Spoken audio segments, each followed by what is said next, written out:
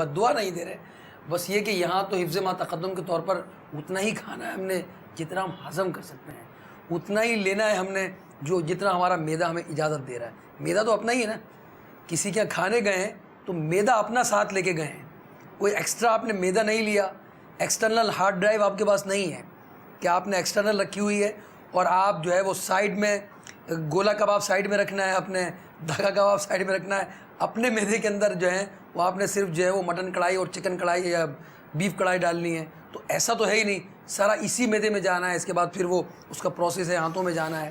تو ظاہر ہے مریض اور یہ سارے معاملات جو ہیں جو پہلے سے ہی اس امراض کا شکار ہیں وہ اس کو اعتدال کے ساتھ اور ڈاکٹر کے مشورے کے ساتھ لیں گے. کانگو وائرس پر ہماری بات جو ہے اس پہ باپو وہ جو پہلے آپ نے سوال کیا تھا اس پہ میں بات کر لوں کہ گوشت کو جو فریز کرتے ہیں, فریز کرنا ایک تو لمبے عرصے کے لیے فریز کرتے ہیں, وہ نہیں کرنا چاہیے. اس میں دو نقصان ہوتے ہیں, بعض اوقات بیکٹیریا ڈیولپ ہو جاتے ہیں اور گوشت کی اپنی افادیت ختم ہو جاتی ہے. زیادہ سے زیادہ میں جو ہے اس میں ہفتے سے 10 دن, اس سے زیادہ آپ فریز کیا ہوا گوشت اگر یوز کرتے ہیں تو وہ رسک فیکٹر. کتنا عرصہ؟ ہفتے سے 10 دن. اچھا, میں ایک اسلامی بھائی نے مجھے بتایا کہ ان کے بھائی باہر ہیں تو وہ آتے ہیں تو والدہ ان کے لیے الگ رکھ لیتی ہیں, یعنی 6 مہینے میں ایک دفعہ آئیں گے وہ, تو 7 مہینے میں 6 مہینے میں. محرم کا کھچڑا تو بہت عام ہی ہے کہ وہ اسی گوشت سے بننا ہے وہ. تو اب یہ کہ آپ نے تو 8-10 دن کا کہہ کر جو ہے وہ بہت ساروں کو تکلیف میں مبتلا کر دیا ہوگا. ہمارے گھر والے بھی اس پہ غور نہیں رکھنا سارے ظاہر ہے کہ وہ رسک ہے, رسک ہے, کافی رسک ہے. اور اس کی وہ افادیت آپ نے کہا کہ جو ہے وہ کم ہو جاتی ہے افادیت, پروٹین جو اس کے اندر ہے ڈیفینیٹلی کم ہو جاتی ہے اس میں. اور آپ غور کر لیجئے گا جو آپ کو ٹیسٹ قربانی کے بعد ملے گا اور 2 ہفتے بعد یا 1 مہینے بعد وہی گوشت کھائیں گے تو شاید وہ ٹیسٹ نہ ملے آپ کو. بہت فرق پڑ جاتا ہے, صحت میں بھی نقصان ہوتا ہے. تو کوشش کریں کہ آپ کو بات وہی آتی ہے کہ اتنا اسٹور کرنے کی حاجت کیا ہے. آپ کو ہفتہ چلے شوق ہے ہفتہ 10 دن اسٹور کر لیں. بقایا گوشت کتنی فیملیز ہیں ہمارے یہاں جن کے, جیسے ابھی آپ نے مثال کتنی فیملیز گوشت کھاتی ہے. ہمارے کنٹریز کے اندر متوسط طبقہ جو ہے مشکل سے مہینے میں 1-2-3 دفعہ گوشت کھاتا ہے.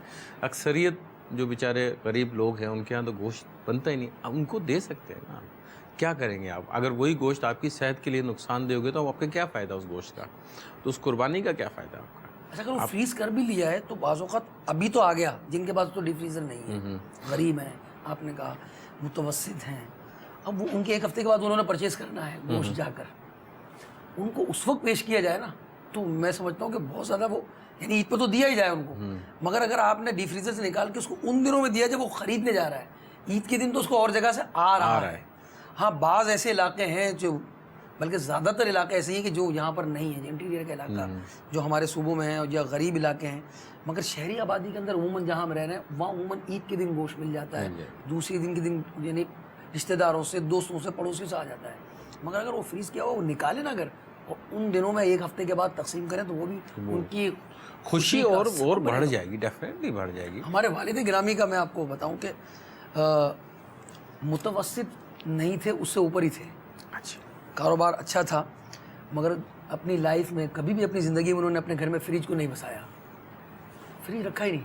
ہمارے والد کا معمول تھا پہلے دن بغیر گھی کے خاص انداز سے گوشت بنتا تھا, دوسرے دن ایک کباب بنتے تھے جو اس میں باجرے کا آٹا شامل ہوتا تھا, تیسرے دن ہمارے یہاں پائے بنتے تھے. بس یہ 3 دن. چوتھا دن ہمارے یہاں گوشت خشک کر کے نا اس کو گھروں میں نمک لگا کر جو ہے وہ کچھ ڈوریوں میں باندھ کر اس کو سکھا لیا جاتا تھا کچھ گوشت, وہ جب تک چلا. بس اب کوئی فریز کرنے کا اب نہیں تھا, وہ والد کے وصال کے بعد. نہیں, یہ بھی ایک طریقہ ہے گوشت کو اسٹور کرنے کا, رکھنے کا, پرانے زمانے میں. جی ہاں, بالکل یہ انداز ہوا کرتا تھا, اور ابھی بھی کچھ لوگ کرتے ہیں گاؤں میں اس قسم کا سلسلہ. اس کا ٹیسٹ بھی بالکل ڈفرینٹ اچھا ہوتا ہے, کیونکہ آپ کو بتا رہے ہیں کہ وہ جو بیکٹیریا کی صورت یہاں نہیں ہوگی, پھر وہ خاص مسالے اس پہ لگائے جاتے تھے, سکھانے کا بھی ایک عمل تھا اس میں, پھر جب وہ اس کو کھایا جاتا تھا تو اس کا ٹیسٹ ہی کچھ اور ہوتا ہے. میں باپو کانگو وائرس پہ ہم بات کر لیتے ہیں. کانگو وائرس بیسیکلی کوئی نئی بیماری نہیں ہے. اچھا, یہ ہماری کنٹری میں پاکستان میں سال 2002 میں فرسٹ ٹائم, یعنی کہ 14 سال پہلے تقریباً فرسٹ ٹائم ہماری کنٹری کے اندر آئی تھی, اور اس وقت 7 افراد اس بیماری میں مبتلا ہو کے انتقال فرما گئے تھے. اس کی اس زمانے میں اتنی زیادہ ہائپ کریٹ کر دی گئی تھی کہ خوف لوگوں میں پیدا ہو گیا تھا، جیسے ڈینگی کا ہوا تھا. جیسے ڈینگی کا ہو گیا. ڈینگی اور کانگو ایک ہی خاندان ہے. اچھا یہ ساتھ ساتھ یہاں ہیں؟ ایک ہی نسل ہے. بلکہ اگر ہم کہیں گے کہ کانگو وائرس جو ہے کی قسم ڈینگی ہے، اچھا تو غلط نہیں ہوگا. کانگو وائرس کی تقریباً 4 اقسام ہوتی ہیں. اس میں ڈینگی فیور بھی ہوتا ہے اور 3 اقسام اور بھی ہوتی ہیں. اس میں کانگو وائرس کا جو بیسیکلی سائنسی نام ہے وہ کریمین ہیموریجک کانگو فیور، یعنی کہ اس کے اندر خون زیادہ آنے لگ جاتا ہے. یہ پیدا اس وجہ سے ہوتی ہے کہ زیادہ تر یہ جو ہماری افریقن کنٹریز ہیں وہاں پہ سب سے پہلے وہاں پہ وہ ہوا تھا 1944 کے اندر. سب سے پہلا کیس جو ہے وہ کانگو کا جو ہوا تھا وہاں پہ ہوا تھا. اس کے بعد سے یہ مختلف جگہوں پہ ہوتا رہا. لیکن اس میں ہوتا کیا ہے کہ جو مویشی ہوتے ہیں، خاص کر بھیڑ، گائے، بکرا، ان سے مائٹس، ایک چھوٹی سی ٹکس ہوتی ہیں جس کو آپ چیچڑ ٹائپ کی جو ہوتی ہے وہ چپک جاتی ہے. اچھا وہاں سے منتقل ہوتی ہے، وہ منتقل ہوتی ہے. اب اس سے وہ کھال سے چپک کے وہ جانور کا خون چوستا رہتا ہے. اب اس بیماری، وہ جو کیڑا ہوتا ہے نا، وہ اس بیماری کا پھیلاؤ کا ذریعہ بنتا ہے. اچھا اب وہ مطلب مچھر کا تعلق نہیں ہے اس سے؟ نہیں، مچھر کا تعلق. اچھا اس سے مچھر کا تعلق. ڈینگی کا تو مچھر سے تعلق، ڈینگی کا مچھر سے تعلق ہے، اس کا مچھر سے تعلق نہیں ہے. اور اس میں جو یہ کیڑا ہوتا ہے بہت چھوٹا سا ہوتا ہے. یہ دیکھیں سامنے، اچھا انشاءاللہ یہ پکچرز آپ کو نظر آ رہی ہوں گی. یہ ٹکس ہوتے ہیں، عموماً دیکھے بھی ہوں گے ہمارے، بہت کامنلی یہ نظر بھی آتے ہیں. چھوٹے چھوٹے جو چیچر ٹائپ کے ہوتے ہیں، یہ اسکن کے ساتھ چپک جاتے ہیں. مطلب اقسام ہوتی ہیں، کیونکہ یہ اس طرح کی چیزیں تو میں مطلب اپنا اگر تجزیہ بیان کروں تو کچھ نہ کچھ تو جانور کے ساتھ چپکا ہی رہتا ہے. کچھ نہ کچھ جانور اس قسم کے جو ہیں حشرات ہوتے ہیں وہ اس میں داخل ہوتے ہیں. مگر یہ اس میں کوئی خاص قسم ہوتی ہوگی نا جو کانگو کی، جو نقصان، جیسے کہ مچھر تو بہت سارے ہیں مگر ایک خاص قسم کے مچھر کے کاٹنے سے ڈینگی ہوتا ہے. تو کیا یہ اس میں بھی کوئی ایسی صورتحال ہے؟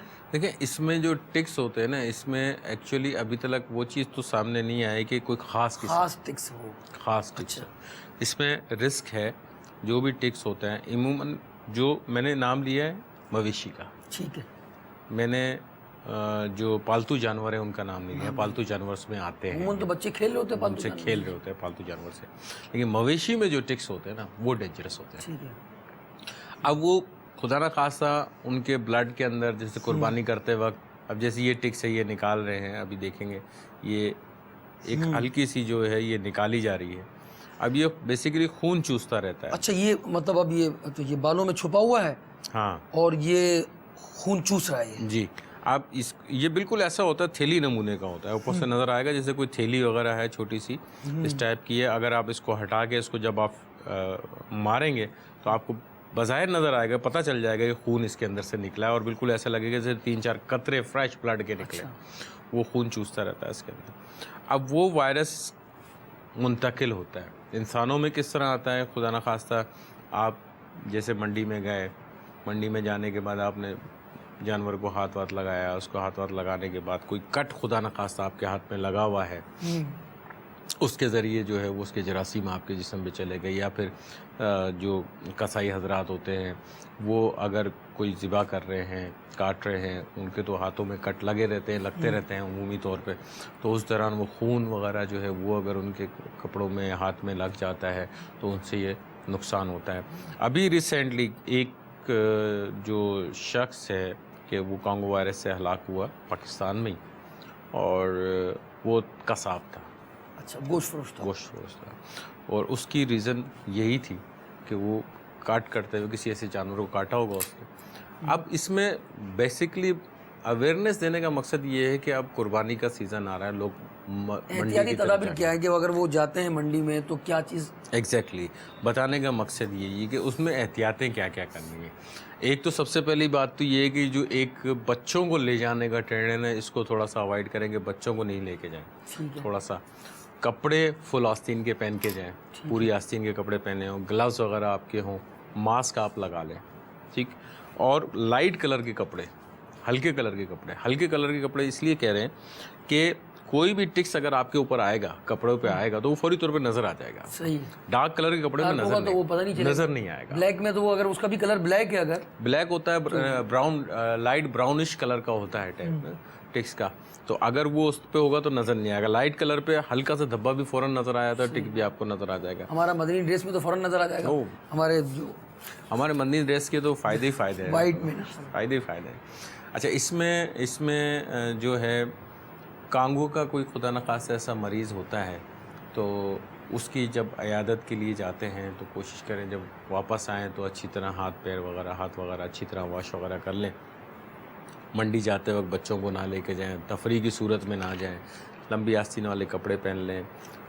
خاص کر قصاب حضرات جو ہیں وہ نقل و حمل کرتے وقت جو ہے جانوروں کی دستانے وغیرہ کا استعمال کریں تاکہ ان کو کوئی نقصان نہ ہو. ذبح کرتے وقت بھی جو ہے احتیاط سے اس کی ذبح کریں جانوروں کو, اور جانوروں کا جو طبی معائنہ ہے وہ ضرور کروا لیں. اچھا. اسپرے وغیرہ ہوتے ہیں, کچھ اسپرے وغیرہ کریں, کچھ لوشنس ایسے آتے ہیں کہ وہ ماسکیٹو ریپلنٹ لوشن سے ہوتے ہیں, وہ آپ لگا کے آپ جا سکتے ہیں. اس سے بھی آپ کو فائدہ ہوگا کہ وہ ٹکس آپ کے اوپر نہیں آئے گا. آ کر غسل بھی کر سکتے ہیں, غسل بھی کر سکتے ہیں, بالکل کر سکتے ہیں. نہیں مطلب یہ تو جانے کی بات کریں, آنے کے بعد تو کرنا ہی کرنا ہے غسل, وہ تو کرنا ہی ہے نا. کوئی مٹی میں تو ویسے ہی آپ منڈی کے اندر آپ جائیں گے تو غسل تو کرنا ہی کرنا ہے. تو یہ چھوٹی چھوٹی احتیاطیں ہیں. یہ کیسے مطلب اندازہ ہو, اگر اللہ نہ کرے کسی کو یہ مرض ہو تو وہ علامات کیا اس کی ہوتی ہیں کہ پتہ چلے کہ بھائی اس کو یہ ایسا, اگر کسی کو ہو تو وہ فیل کر کے یہ کیا فیلنگز ہوں گی اس کی؟ اس میں باپو ہوتا یہ ہے کہ ایک تو بخار, تیز بخار ہو جاتا ہے, بخار چڑھتا ہے. دوسرا جو ہے گلے میں سوزش بھی ہو جاتی ہے, مطلب عام علامات نظر آ رہی ہوتی ہیں اس کے اندر. اور نزلے کی کبھی کبھی کیفیت بھی ہو جاتی ہے بعض اوقات جو ہے اس میں. اور جو سب سے زیادہ خطرناک علامت ہوتی ہے وہ خون کا اجرا شروع ہو جاتا ہے, ناک سے خون جاری ہو جاتا ہے. یہ ڈینگی کے اندر بھی میں نے کہا نا نسل ایک ہی, ہاں یہ وہی ہے, اس کے اندر بھی جو ہے وہ ہاتھ سے ناک سے خون آنے لگ جاتا ہے. لیکن ڈینگی میں اور اس میں تھوڑا سا فرق یہ ہے کہ یہ ٹائم نہیں دیتا ہے. اچھا. یہ ود ان اے ویک, تو وہ ظاہر ہے کہ وہ جو وائٹ سیلز جو ہوتے ہیں اس میں بھی یہی ہوتا ہے, اس میں بھی یہی ہوتا ہے, اس میں بھی یہی پکچر آتی ہے. لیکن یہ وقت نہیں دیتا ہے, یہ فوری طور پہ اٹیک کرتا ہے. یہ ود ان اے ویک, ہفتہ 10 دن کے اندر اندر پیشنٹ کے ساتھ نقصان ہو سکتا ہے, اس کی جان کو نقصان ہو سکتا ہے. تو اس میں احتیاط بہت ضروری ہے. بڑا بابرکت دن آنے والا ہے اور اس دن کے اندر احتیاط کے ساتھ قربانی کریں. یہ ہم سب کا بیسیکلی آج جو میں نے ٹاپک لیا تھا اس کا مقصد یہ تھا کہ اس کے ساتھ بہت ریلیٹڈ تھا اس کے ساتھ کہ ان دونوں کو ایک ساتھ لے کے چلیں گے تاکہ مدنی چینل کے ناظرین اور جو ہمیں دیکھنے والے ان دنوں میں اگر بخار کی علامات پائی جاتی ہیں تو ڈاکٹر سے رجوع کریں. وہ اگر وہ ٹیسٹ کروانے کا کہتے ہیں تو ٹیسٹ کروایا جائے. اس میں بھی کیا پلیٹلیٹس جو وائٹ سیل کیا بنے تو وہ اس کا ٹیسٹ بھی دیکھیں, کوئی ٹیسٹ ہوتا ہے, کانگو کے ٹیسٹ ہوتے ہیں 3-4 اسپیشلسٹ ٹیسٹ ہوتے ہیں. مطلب ایک ڈاکٹر سے ہی مشورہ کر کے ڈاکٹر سے مشورہ کر کے کروائیں گے. لیکن ایک بیسک ٹیسٹ ہوتا ہے جو عمومی طور پہ پہلے وہ کروایا جاتا ہے, بیسک ٹیسٹ کروایا جاتا ہے. اس کے اندر کچھ ایسی علامات ہوتی ہیں, کچھ ایسے نظر آ رہے ہوتے ہیں تو پھر ڈاکٹر صاحب مریض کی ظاہری علامات دیکھتے ہوئے فیصلہ کرتے ہیں کہ کانگو کروانا ہے یا نہیں کروانا ہے. کیونکہ بہرحال اسپیشلسٹ ٹیسٹ ہوتا ہے, اتنا سستا بھی نہیں ہوتا ہے, تو اس لیے تھوڑا سا اوائڈ بھی کرتے ہیں. تو کیوریبل ہے, ٹھیک ہونے والی چیز ہے. فرق صرف اتنا ہے کہ احتیاط جتنا کریں گے اتنا اچھا ہے. خلیل بھائی, ہمیں آپ کوئی ایسا نسخہ اس میں بیان فرما دیں جو بخار کے حوالے سے, جو کانگو کے حوالے سے بھی ہو جائے, تو عام بخار کے حوالے سے بھی ہو جائے, اور کوئی روحانی علاج بھی ہمارے مدنی چینل کے ناظرین کو دے دیں کہ وہ اس جیسے یہ بخار کا جو مرض ہے, نام بھی اس کا بڑا عجیب و غریب ہے, ڈینجر ہے ویسے کام. اللہ اس سے ہر ایک مسلمان کو محفوظ فرمائے. آمین. یہ کانگو وائرس کے حوالے سے الحمدللہ رب العالمین ہمارے پاس بہت ہی اہم ترین علاج الحمدللہ موجود ہے, گھریلو علاج, اور اسی طرح سے روحانی علاج بھی موجود ہے. تو آئیے اس کا جو گھریلو علاج ہے وہ پہلے سنتے ہیں. کانگو وائرس کا اہم ترین گھریلو علاج, اس میں 2 چیزیں ہیں. نمبر 1 چاسکو, یہ اس کی شکل دیکھ لی جائے, چھوٹے چھوٹے دانے, زوم کروائیں چاسکو کو. جی یہ دانے سے ہیں چھوٹے چھوٹے, تو اسے چاسکو کہتے ہیں. بعض کتابوں میں چاکسو بھی لکھا ہوتا ہے. خیر چاسکو. اور دوسری چیز جو ہے وہ افسنتین, یہ ایک طرح کا جیسے گھاس کی طرح یہ ایک جڑی بوٹی ہے, تو اسے کہتے ہیں افسنتین. تو یہ 2 چیزیں ہیں اس میں, اور دونوں کو جو ہے تقریباً اندازاً جیسے 125 گرام دونوں چیزوں کو لے لیا جائے. تو اس کا طریقہ کار یہ ہے کہ چاسکو کو سب سے پہلے جو ہے اچھی طرح صاف کر کے اس کو پیس کر بحفاظت رکھ لیجئے, اور صبح و شام ایک چھوٹی چمچ پانی سے استعمال کیجئے. تو یہ اس کا الگ استعمال ہو جائے گا. بتایا تھا آپ نے دوسرے کا چاکسو کے علاوہ؟ جی یہ چاسکو یا چاکسو بھی کہتے ہیں. چاسکو نہیں, اس کے جی دوسری جو چیز ہے وہ ہے افسنتین. جی جی افسنتین. یہ ڈاکٹر صاحب یہ جو ہے یہ پیٹ میں جو کیڑے ہو جاتے ہیں نا, کیا کہتے ہیں آپ اس کو, ہم تو حکمت میں اس کو کرم کہتے ہیں. کرم میں وارمس جن کی بات کر رہے ہیں, کہتے ہیں. تو وہ اس کے لیے بڑی یہ ہے, اور بخاروں کے لیے عموماً جو ہے حکمت میں یہ کافی میں نے جی اس کو یعنی جگر کے لیے بھی, اور ورم جگر کا جو ورم ہوتا ہے اس میں پھر جو پرانے بخار ہوتے ہیں اس کے اندر یہ اس کو روکنے کے لیے, پھر یہ پیٹ کے کیڑے جو ہیں اس کے لیے یہ اس کو خالی یہ سمجھ کر استعمال نہ کر لیں کہ بھائی پیٹ کے کیڑے مار دے گا, اس کے ساتھ اور چیزیں بھی ہوتی ہیں. تو یہ ہے بڑی فائدہ مند چیز. جی اسی طرح سے یہ جو آپ نے افسنتین کا ارشاد فرمایا, افسنتین کے حوالے سے اسی کے بارے میں نے بتایا. اور ذوف دماغ, پھر وہ جو ایپیلیپسی ہے یہ اس کے لیے بڑی کام کی چیز ہے یہ. اچھا ہاں, تو بہت سارے یہ جو نسخہ ہے تو اگر یہ استعمال کریں گے تو دیگر جو ہے وہ کاموں کے لیے بڑا فائدہ مند ہے, خصوصاً بخار کے لیے. یہ جیسے یہ جو کانگو وائرس سے جیسے آپ نے 2-3 علامات جو ارشاد فرمائی کہ نزلہ ہے اور گلا خراب بخار ہو جاتا ہے, اسی طرح سے جو خون کا رسنا ہے, تو یہ ان سب معاملات میں انشاءاللہ بہت ہی اہم ترین یہ گھریلو علاج ہے الحمدللہ. اس کا مقدار بھی آپ دوبارہ ارشاد فرما دیں اور دکھا بھی دیں مدنی چینل کے ناظرین کو. چاسکو 125 گرام, افسنتین 125 گرام. اچھا, ہم وزن دونوں ہم وزن لے لی جائیں, ٹھیک ہے, لیکن اس کا استعمال جو ہے وہ الگ الگ ہے. یہ اندازاً جیسے 125 گرام تقریباً لے لی جائیں. طریقہ, چاسکو کو اچھی طرح صاف کر کے پیس کر بحفاظت رکھ لیجئے, اور صبح و شام ایک چھوٹی چمچ پانی سے استعمال کیجئے. اب دوسری چیز جو اس میں ہے اس کا نام ہے افسنتین. روزانہ یہ جو افسنتین آپ نے 125 گرام لے لی, ایسے زیادہ لے لی کم لے لی, تو اس میں سے تقریباً 12 گرام روز استعمال کرنا ہے. 1 تولہ تقریباً جسے 12 گرام کہتے ہیں. تو افسنتین لے کر اسے کم از کم 1 گھنٹہ 1 گلاس پانی میں بھگو دیجیے.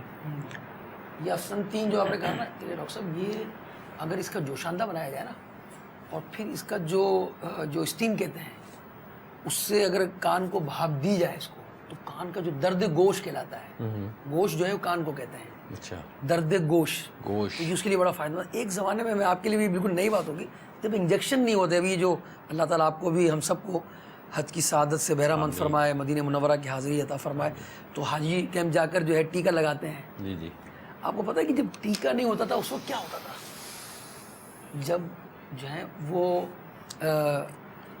ہمارا وطن عزیز جب آزاد نہیں ہوا تھا تو بر صغیر تھا یہ. تو بر صغیر میں ابھی پچھلے کچھ عرصے پہلے میں نے کتاب میں پڑھا تھا, اعلیٰ حضرت رحمۃ اللہ تعالیٰ علیہ جب حج میں تشریف لے گئے تو آپ نے اپنے اس میں سفر نامہ میں لکھا ہے کہ جب وہاں پہنچے بامبے میں, تو وہاں پر یہ ہوتا تھا کہ کچھ لوگوں کو جمع کر لیا جاتا تھا, تو ٹیکہ لگانے کی جگہ اس وقت جو ہے اسٹیم دی جاتی تھی.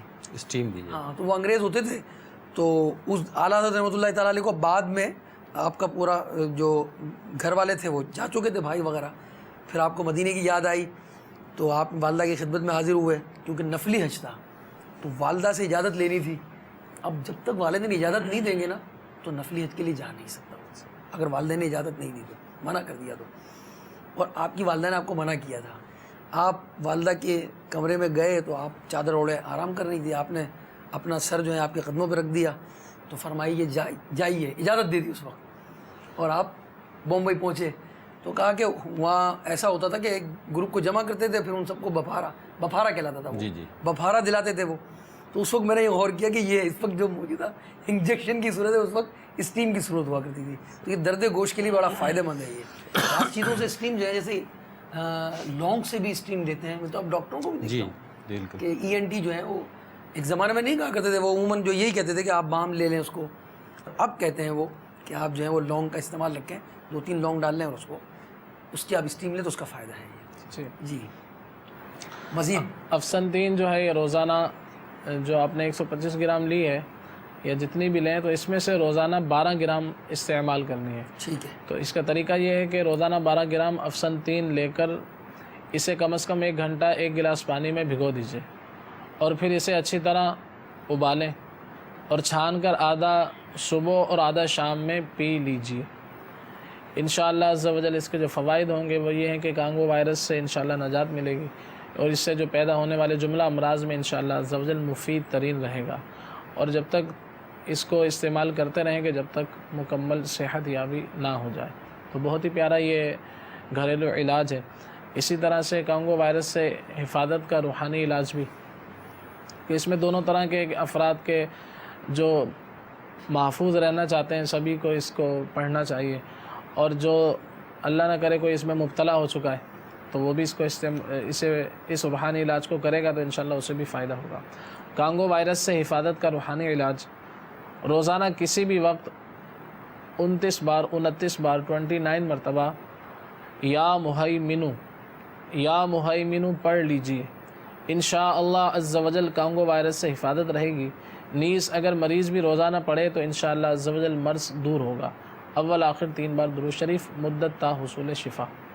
اور اگر اس کو روزانہ کا وظیفہ بنا لیا جائے 40 روحانی علاج میں شیخ طریقت امیر سنت نے اس کے حوالے سے تحریر فرمایا ہے کہ آفات و بلیات سے انشاءاللہ محفوظ رہے گا. آج کے سلسلے میں ناظرین جو ہے وہ گوشت کھانے کے حوالے سے ڈاکٹر صاحب نے ہمیں بہت ساری معلومات دیں. گوشت کھانا ہے, اعتدال کے ساتھ کھانا ہے, جب گرل کرتے ہیں تو اس کی کچھ احتیاطیں بیان کی گئیں. اس کے ساتھ جو ہم بہت ساری چیزیں ایڈ کر رہے ہوتے ہیں کہ بہت سارے جو ہے ریڈی میڈ مسالے جو ہوتے ہیں وہ ظاہر ہے وہ اس میں لذت پیدا کرنے کے حوالے سے جو ہے وہ ریسیپی بنائی جاتی ہیں, تو اس کا بھی خیال کرنا ہے اپنے. تو اس اعتدال کے ساتھ کھانا ہے. پھر اس کے ساتھ ساتھ جو ہے وہ ہمیں طبی لحاظ سے بھی کچھ نسخہ جات بھی بیان کیے گئے, وہ انشاءاللہ استعمال کریں گے تو وہ بہت سارے اس کے جو سائیڈ ایفیکٹس ہوں گے وہ اس سے انشاءاللہ محفوظ رہیں گے. کانگو وائرس کے متعلق ہمیں بہت ساری احتیاطی تدابیر انہوں نے بیان فرمائی. اللہ تعالیٰ ان تمام امراض سے ہمیں محفوظ فرمائے سارے مسلمانوں کو, اور ہمارے اس سلسلے کو مدنی چینل مدنی کلینک کو جاری و ساری رکھے, اور اس سے جو فوائد مل رہے ہیں ہمارے مدنی چینل کے ناظرین کو, تو ظاہر ہے وہ جب صحت مند ہمارا معاشرہ صحت مند ہوگا تو معاشرہ صحت مند ہوگا, لوگ صحت مند ہوں گے تو ظاہر کام اچھا ہوگا. مدنی چینل کے لیے دعائیں بھی کرتے رہیں. اللہ تعالیٰ اس کو جو ہے دن 11ویں رات 12ویں ترقیاں عطا فرمائے. ہمارے تمام جتنے بھی سلسلے ہیں ان میں اللہ تعالیٰ ہمیں برکتیں عطا فرمائے. مقصود ہمارا آگاہی ہے, مقصود اویرنس دینا ہے, مقصود جو ہے وہ ہمیں ان احتیاطی تدابیر بیان کرنی ہے تاکہ ہم ان امراض سے اپنا بچاؤ کر سکیں.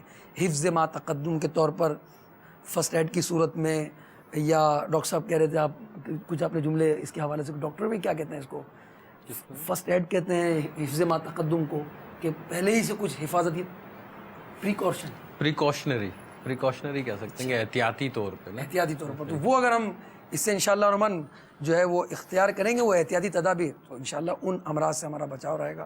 صلو علی الحبیب صلی اللہ تعالی علی محمد. جو ہے بیمار صحت کے طالب ان پہ فرما کرم رب غالب, تجھ سے رحم و کرم کی دعا ہے یا خدا, تجھ سے میری دعا ہے.